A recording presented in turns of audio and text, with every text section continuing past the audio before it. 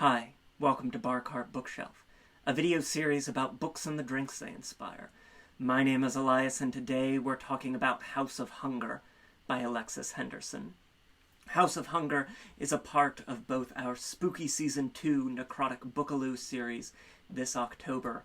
All month we're featuring haunted, horror, and spooky titles with cocktails and mocktails, and Undead Girl Autumn, this season's meta theme about the girls who slay and stay, who just refuse to die.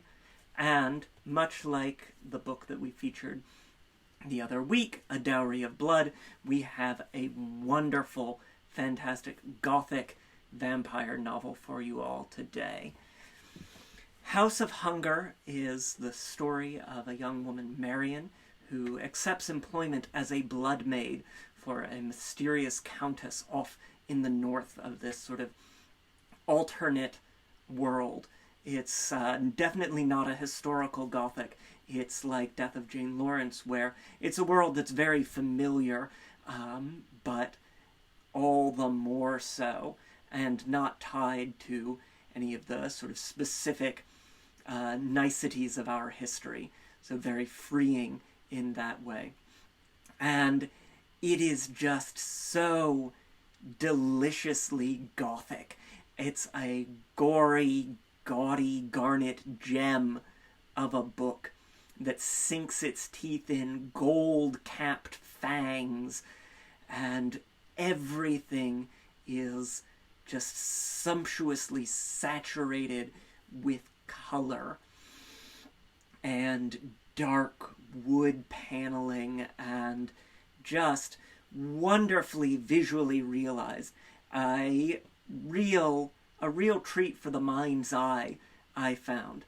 And so Marion, accepting employ as a bloodmaid, travels to a manor house far in the north on an isolated island where she accepts the employment and the contract with Elisabeth Bathory, the very aptly named Countess Elisabeth Bathory.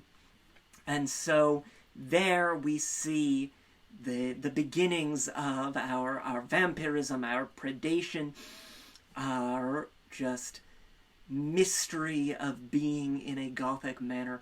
It's a real delight for fans of the gothic, as you know we are here on Bar Cart Bookshelf, and it builds to a really great mystery and a really fantastic story of class solidarity and what it is that we can mean to our friends and to ourselves, and what it means to claim our place in the world. Marion is like all of our favorite gothic heroines here on Bar Cart Bookshelf, self-determined and ready to fight for what it is that she wants and who it is she wants to be in this world. And so, of course, we needed to have a drink to match House of Hunger.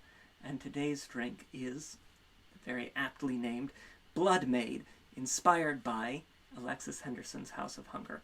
And we're going to start with our base spirit. They drink both cognac and brandy in the book. I noticed and keyed into, with the keen Bar Cart Bookshelf brain, the distinction that's drawn between cognac and brandy in the book.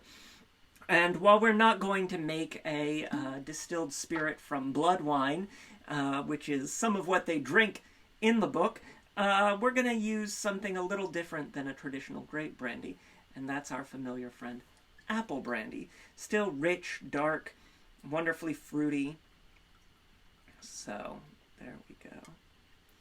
So we find, as we travel to the north, that Elisabeth and her bloodmaids are doing a little more than feeding for health and well-being, and have a very close and considered and deeply passionate relationship that Marion finds herself drawn into.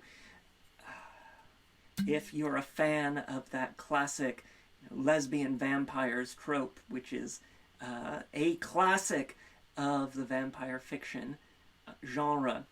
House of Hunger is for you.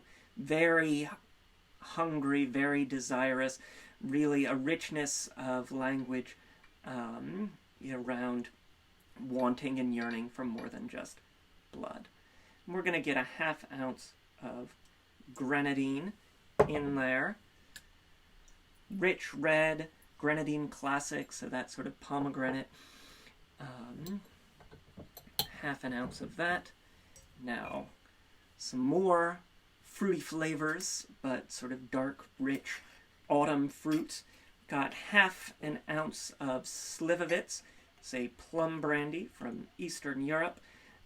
We have a scene in the book where plum takes particular prominence, and one of those scenes that really nails it in terms of this is a horror novel that you're reading, really sells the atmosphere of it.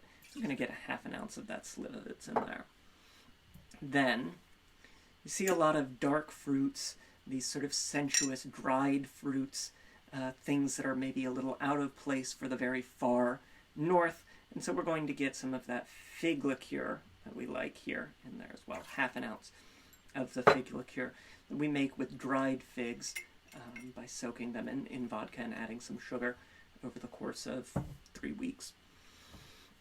Then get some bitters in there, both 3 dashes of aromatic bitters, those sort of baking spice notes, really great for fall, and really great for the dark of a manor house in the middle of winter.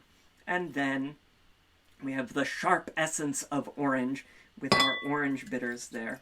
We're going to get 3 dashes of that in as well. So altogether we have these sort of dried fruits, these rich fruit flavors, and we're ready for our ice and to stir. Wonderful. Really nice sort of stirred cocktail for the autumn. Let's get one more ice cube in there. Because between the fig liqueur, the Slivovitz, and the apple brandy, we do have a lot of those sort of higher alcohol ingredients in there. And so we are going to want to give that a nice solid stir to dilute everything to bring it all together. It really was just an absolute delight of a novel to be reading earlier this week. I read it in about a day and a half because I got to a point where I realized, oh my goodness, it's 1 in the morning. I should probably go to bed, and had to pick it up the next day. But there we go. Now we're looking good. When you've got the ice and the liquid at about an equilibrium, that's when you're ready to get your julep strainer, your stemmed cocktail glass, and strain your Bloodmaid into your glass. There you are. So there you have it. This is the Bloodmaid, inspired by Alexis Henderson's House of Hunger. A wonderful, gothic, gory gem of a book for your spooky season. And joining the ranks of some of our favorite vampire novels and favorite gothics here on Bar Cart Bookshelf. I've got a link to snag the book in the description down below, as well as a link to the Boston Shaker, where we get all of our tools and ingredients, the bitters, the mixing glass, the spoon, etc. Please try the drink. Let me know what you think. Check out the written version of the recipe on Twitter and Instagram. Hit that bell in the corner so you never miss an episode. Hit the like button because that makes me very happy to see. Subscribe. Tell your friends what we do here. Tune in next week for the conclusion of our spooky Season 2 Necrotic Bookaloo content, as well as more of our Undead Girl Autumn drinks as we move into the end of October and November. Try the drink. Let me know what you think. And until next time, cheers.